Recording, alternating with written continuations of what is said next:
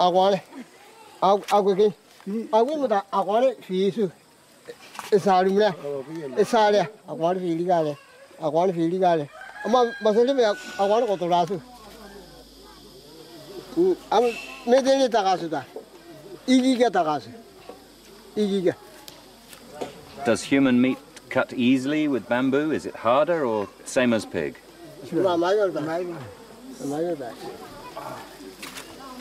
So it's about the same as butchering a human. Use the same knives, cuts easy, then you take it home and eat it.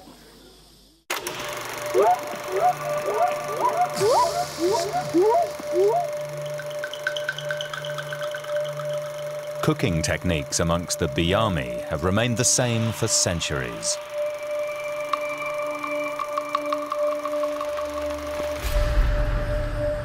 I've just cut this out of a pig. And in the old days, they say, we would have been cutting this out of a human.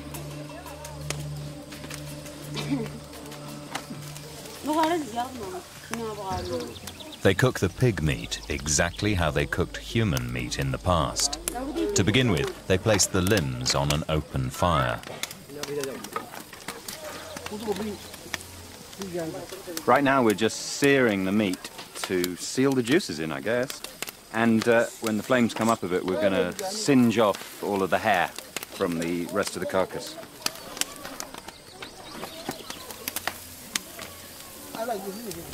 While the men prepare the meat, the women prepare the vegetables, in this case sweet potatoes and yams.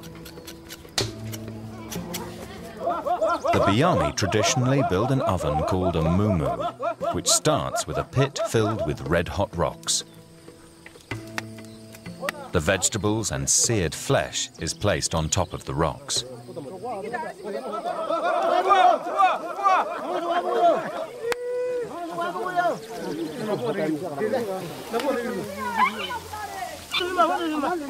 At the moment, we are getting like a pork sauna from the steam, but in 30 minutes, we will have good food to eat. And I'm looking forward to it.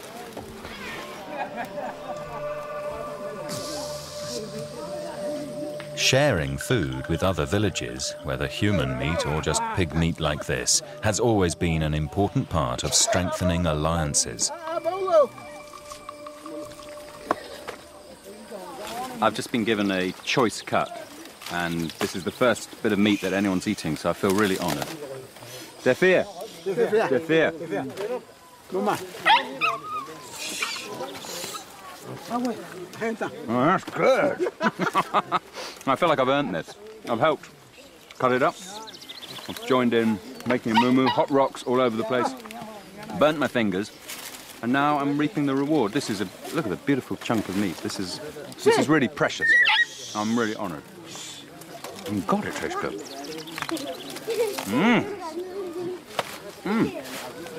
Nothing goes to waste when they kill something as valuable as a pig. My hosts are keen for me to sample more than just the prime cuts. Okay. all right, let's give it a go. This is a pig's eye. Do you eat the whole thing in one? Do you eat the whole thing? Bite? The whole thing. I've just been given the pig's eyeball, and I guess it would be rude not to.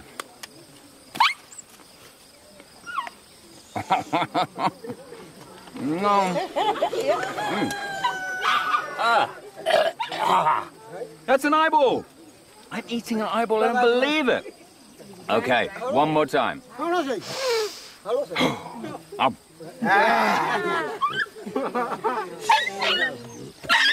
It's chewy, and every time you chew, a jet of fluid comes out. It's a little bit challenging, but it's good. Thank you. Defir. Defir. It's protein, and that's what counts out here. Oh. It feels like a good time to ask more about their cannibalistic past.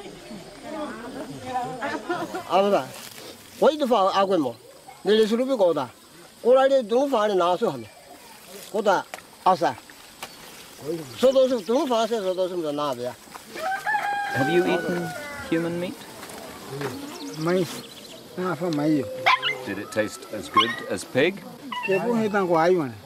Similar to the pig. Na mai. Ano ko nyalo na ko ilbo na tam kepu nya ber dal mai. Tu me hu nya yin. Na de kepu ero digri mai. Afan mai. Ye di fa la ke. Tu ka fa la ke.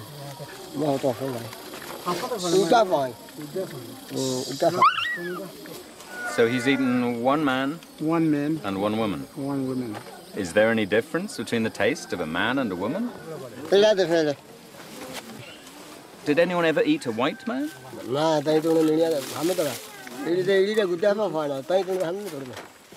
Okay, so you've never seen a white man, so you didn't have the opportunity of eating a white man. That's fair enough.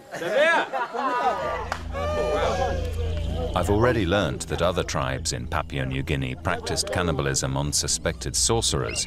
I'm curious as to whether the Biami's motivations are the same. Could I ask you, why did you eat human meat? What was the reason? How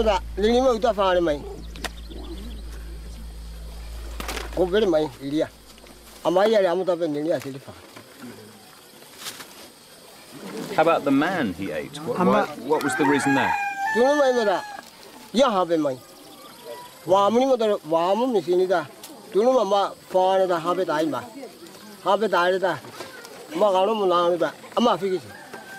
So sorcery? Sorcery, yes. Sorcery. That's right. And did anyone ever eat in the old days? Did anyone ever eat just because they wanted meat? Did they ever hunt and kill someone just for meat?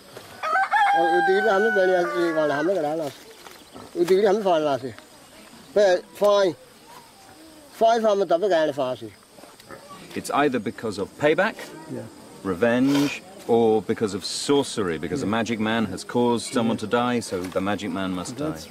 But never just because of hunger. Actually, yeah. Never just because of hunger. No.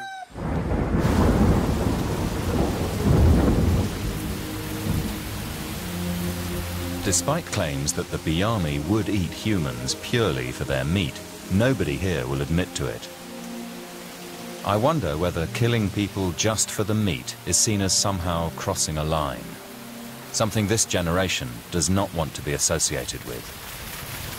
What's strange is that after a few weeks out here, I'm starting to think of cannibalism as something normal, because for them it was. If I had grown up here and was in this culture, I certainly would have joined in. And therefore I can really see that if you're hungry and you eat other meat, human meat is meat. But I can't quite get out of my head that sense of the cutting up of a human body is like a psychopathic murder scene, because that's what it is in my culture. So I don't think I could have done that.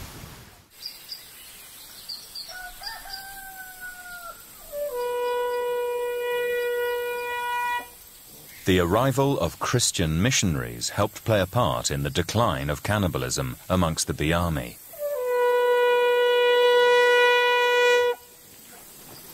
It's just after 6 in the morning, and the pastor has blown his horn, and that's the signal, I'm told, for most of the village to go to church.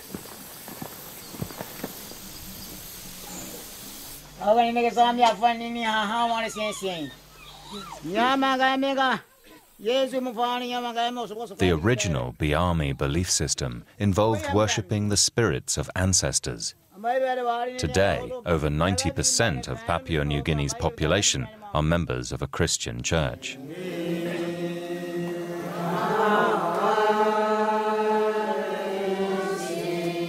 It's kind of strange seeing a Christian church service after having seen all of these people dressed in traditional war paint and holding all their bows and arrows, and then in the mix is Christianity. Odd. Very odd. Christian missionaries are often accused of destroying cultural identities, and they've clearly had an impact here. Pastor Dawe wasn't always a Christian. I'm interested in how important he feels Christianity is to the Biami in this region.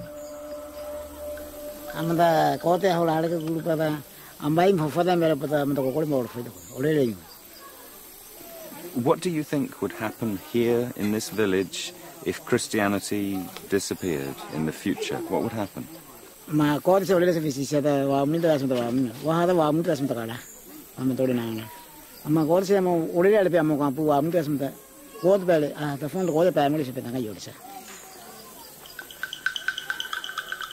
That's amazing. I've just been to a church service led by a man who has eaten human meat.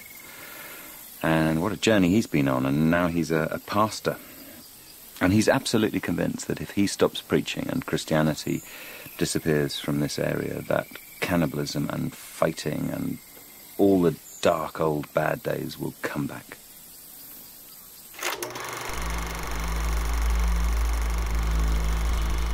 It's the Biami themselves who sometimes refer to the past as the dark old days, the days when there was much fear of witchcraft.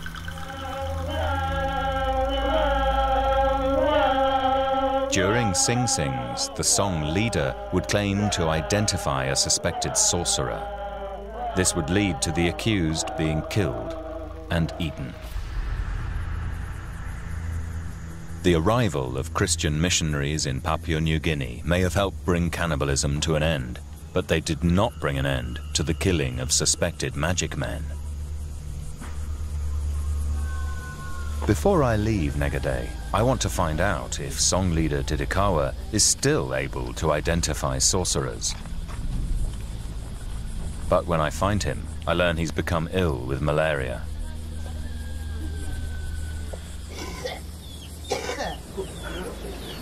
He's really not well at all, and he's flat out, and he's running quite a high fever.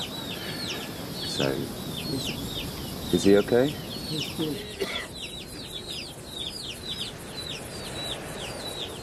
He's been sweating all night, and he hasn't got much sleep, but he's very kindly agreed to come out and talk about the old days and what goes on at a Sing Sing. First, I want to know exactly how Tidikawa identified sorcerers, something that led to their cannibalization.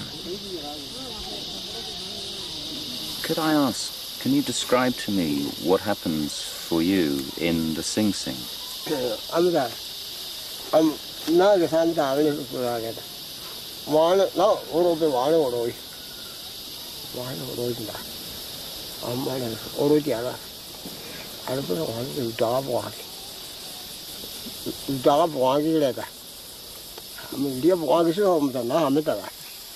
Did it become difficult to do Sing Sings and difficult to heal people? Or what changed when the missionaries arrived?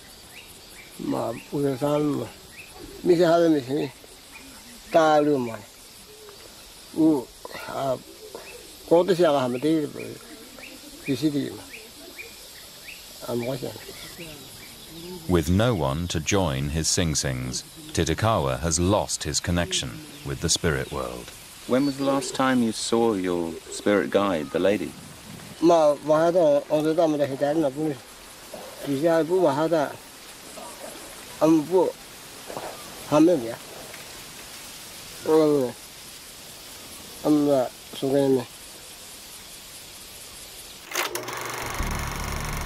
Tidikawa is no longer able to identify sorcerers.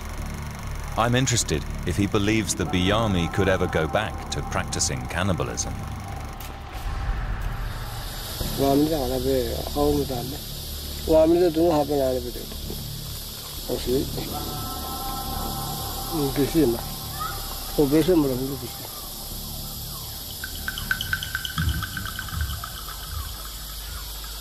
Thank you. Sleep well. Despite there still being some fear of sorcery in the areas I've visited, cannibalism appears to be long in the past. As for finding communities even deeper in the jungles of Papua New Guinea, which still eat human meat, that's another journey.